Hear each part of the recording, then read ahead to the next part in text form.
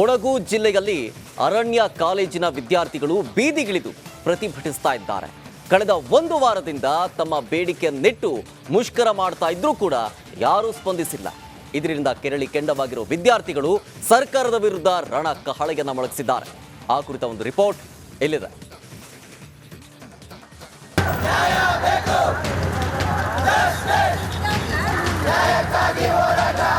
ಮಡಿಕೇರಿಯಲ್ಲಿ ಕಾಲೇಜು ವಿದ್ಯಾರ್ಥಿಗಳು ವಿವಿಧ ಬೇಡಿಕೆ ಈಡೇರಿಕೆಗೆ ಬೀದಿಗಿಳಿದು ಪ್ರತಿಭಟನೆ ನಡೆಸುತ್ತಿದ್ದಾರೆ.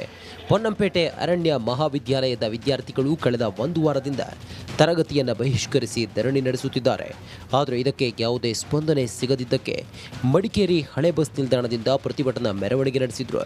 ಜನರಲ್ ತಿಮ್ಮಯ್ಯ ವೃತ್ತದಲ್ಲಿ ವಿಷ ಸೇವಿಸಿ ಸಾಯುವ ರೀತಿಯಲ್ಲಿ ಬೀದಿ ನಾಟಕ ಮಾಡಿ ಸರ್ಕಾರದ ವಿರುದ್ಧ ಆಕ್ರೋಶ ಹೊರಹಾಕಿದ್ರು. ಇವತ್ತು ನಮಗೆ ಒಂದು ನೆಲೆ ಸಿಗ್ತಿಲ್ಲ ಸರ್. ಆ ನೆಲೆ ಸಿಗ್ತಿಲ್ಲ ಅಂದರೆ ನಾವು ಓದ್ತಿರೋ ಒಂದು ವಿದ್ಯೆಗೆ ಎಲ್ಲಿ ಬೆಲೆ ಇದೆ ಸರ್? ನಮ್ಮ ಹಕ್ಕು ನಾವು ಕೇಳ್ತಾ ಇದ್ದೀವಿ.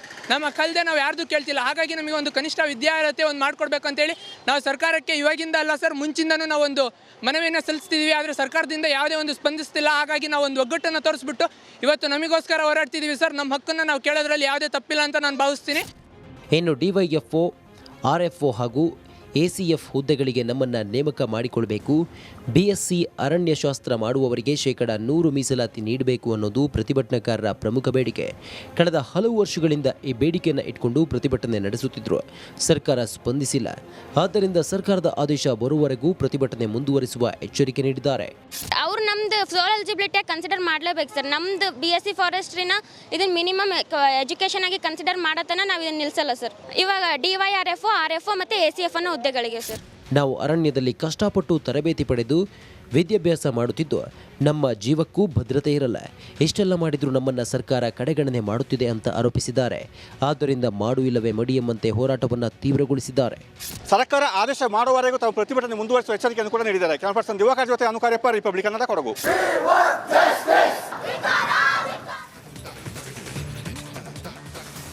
ಕಲ್ಯಾಣ ಕರ್ನಾಟಕ ಪ್ರತಿ ವರ್ಷ ಶೈಕ್ಷಣಿಕವಾಗಿ ಹಿಂದುಳಿತಾಲಾಗಿದೆ. ಆದರೆ ಶೈಕ್ಷಣಿಕವಾಗಿ ಮುಂದೆ ತರೋದಕ್ಕೆ ಸರ್ಕಾರ ಹೊಸ ಪ್ಲಾನ್ ಅನ್ನು ರೂಪಿಸಿದೆ. ಮಕ್ಕಳ ಬದಲು ಟೀಚರ್ಸ್ಗೆ ಪಾಠ ಹೇಳೋದಕ್ಕೆ ಮುಂದಾಗಿದೆ. ಆ ಕುರಿತ ಒಂದು ವರದಿ ಇಲ್ಲಿದೆ.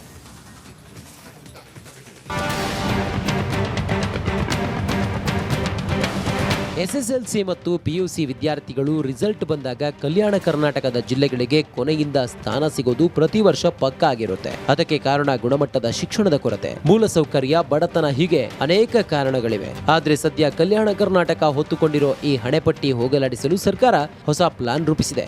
ಶೈಕ್ಷಣಿಕವಾಗಿ ಹಿಂದುಳಿದ ಕಲ್ಯಾಣ ಕರ್ನಾಟಕ ಜಿಲ್ಲೆಗಳಲ್ಲಿ ಮಕ್ಕಳ ಬದಲಿಗೆ ಶಿಕ್ಷಕರಿಗೆ ಪಾಠ ಮಾಡಲು ಮುಂದಾಗಿದೆ. ಮೆಂಟರಿಂಗ್ ಅಂದರೆ ನಮಗೇನಾದರೂ ಯಾವ್ದಾದ್ರು ಒಂದು ವಿಚಾರದಲ್ಲಿ ಗೈಡೆನ್ಸ್ ಬೇಕಂದ್ರೆ ಗೊತ್ತಿರೋರ ಹತ್ರ ಪಡಿಬೇಕು. ಆ ಜ್ಞಾನವನ್ನು, ಆ ಕೌಶಲ್ಯವನ್ನು ಪಡಿಬೇಕು. ರೆಸ್ಪಾನ್ಸ್ ತುಂಬ ಚೆನ್ನಾಗಿದೆ. ಶಿಕ್ಷಕರಿಗೆ ಅವ್ರಿಗೂ ಮೋಟಿವೇಶನ್ ಬೇಕು ಅಂತ ಅನ್ನಿಸ್ತು. ಬಟ್ ಎಲ್ಲ ಶಿಕ್ಷಕರು ಸಕಾರಾತ್ಮಕವಾಗಿ ಸ್ಪಂದಿಸಿದ್ದಾರೆ, ಪ್ರೀತಿ ತೋರಿಸಿದ್ದಾರೆ, ವಿಶ್ವಾಸ ತೋರಿಸಿದ್ದಾರೆ. ನಾನು ನನ್ನ ಕಾಯಕದಲ್ಲಿ ತೊಡಗಿಸ್ಕೊಂಡಿದ್ದೇನೆ. ಅವರೆಲ್ಲರೂ ಒಂದು ರೀತಿಯ ಪಾಸಿಟಿವ್ ರೆಸ್ಪಾನ್ಸು ನಮಗೂ ಒಂಥರ ಖುಷಿ ಕೊಡುತ್ತೆ ಈ ಒಂದು ವೃತ್ತಿಯಲ್ಲಿರೋದಕ್ಕೆ. ಕಲ್ಯಾಣ ಕರ್ನಾಟಕ ಭಾಗದ ಜನ ಸಾಕಷ್ಟು ಪ್ರತಿಭಾವಂತರಿದ್ದಾರೆ. ಆದರೆ ಶಾಲಾ ಹಂತದಲ್ಲಿ ಸೂಕ್ತ ಮಾರ್ಗದರ್ಶನದ ಕೊರತೆಯಿಂದ ಒಳ್ಳೆಯ ರಿಸಲ್ಟ್ ಪಡೆಯಲು ಸಾಧ್ಯ ಆಗುತ್ತಿಲ್ಲ. ಈ ಭಾಗದ ಮಕ್ಕಳಿಗೆ ತರಬೇತಿ ಸಿಗಬೇಕು ಎಂದಾದರೆ ಇಲ್ಲಿನ ಶಿಕ್ಷಕರಿಗೆ ವ್ಯಕ್ತಿತ್ವ ವಿಕಸನದ ತರಬೇತಿ ಅಗತ್ಯವೆಂದು ನಿರ್ಧರಿಸಿ ಶಿಕ್ಷಕರಿಗೆ ತರಬೇತಿ ಕೊಡಿಸಲು ಮುಂದಾಗಿದ್ದಾರೆ. ಕೊಪ್ಪಳದಲ್ಲಿ ನಿನ್ನೆ ನಡೆದ ಶಿಬಿರದಲ್ಲಿ ಜಿಲ್ಲೆಯ ಆಯ್ದ 100 ಶಿಕ್ಷಕರು ವ್ಯಕ್ತಿತ್ವ ವಿಕಸನ ತರಬೇತಿ ಶಿಬಿರದಲ್ಲಿ ಭಾಗವಹಿಸಿದ್ರು. 7 ಜಿಲ್ಲೆಗಳು ಅಭಿವೃದ್ಧಿ ಹೊಂದಬೇಕು, ಶಿಕ್ಷಕರು ಉತ್ತಮ ವ್ಯಕ್ತಿತ್ವ ಹೊಂದಬೇಕು ಅನ್ನೋ ಉದ್ದೇಶದಿಂದ ನಮ್ಮ ಸರ್ಕಾರ ಇವತ್ತು ವ್ಯಕ್ತಿತ್ವ ವಿಕಸನ ಶಿಬಿರ ಅಂತ ಹಮ್ಮಿಕೊಂಡಿದೆ ಸರ್. ಕೊಪ್ಪಳ ಜಿಲ್ಲೆಗೆ ಬಂದು 100 ಜನ ಶಿಕ್ಷಕರಿಗೆ ಇವತ್ತು ಈ ಒಂದು ತರಬೇತಿ ಕೊಡ್ತಾ ಇದ್ದಾರೆ ಸರ್. ಈ ಒಂದು ತರಬೇತಿಯ ಸದುಪಯೋಗವನ್ನು ನಮ್ಮ ಶಿಕ್ಷಕರು ಪಡೆದುಕೊಂಡು ನಮ್ಮ ಜಿಲ್ಲೆಯಲ್ಲಿರ್ತಕ್ಕಂಥ ಮಕ್ಕಳಿಗೂ ಕೂಡ ಅಭಿವೃದ್ಧಿ, ಅವರಲ್ಲಿ ಮಕ್ಕಳಿಗೂ ಕೂಡ ಉತ್ತಮ ವ್ಯಕ್ತಿತ್ವ ರೂಪಿಸುವ ಉದ್ದೇಶದಿಂದ ಈ ಒಂದು ಕಾರ್ಯಕ್ರಮ ಹಮ್ಮಿಕೊಂಡಿವೆ ಸರ್. ಕೊಪ್ಪಳದ ಗವಿಸಿದ್ದೇಶ್ವರ ಕಾಲೇಜಿನಲ್ಲಿ ಈ ವ್ಯಕ್ತಿತ್ವ ವಿಕಸನ ಕಾರ್ಯಕ್ರಮ ನಡೆದಿದ್ದು 100 ಶಿಕ್ಷಕರು ಈ ಕಾರ್ಯಕ್ರಮದಲ್ಲಿ ಭಾಗಿಯಾಗಿದ್ದು ವಿಶೇಷವಾಗಿತ್ತು. ಹಿರೇಮಠ್, ರಿಪಬ್ಲಿಕ್ ಕನ್ನಡ, ಕೊಪ್ಪಳ.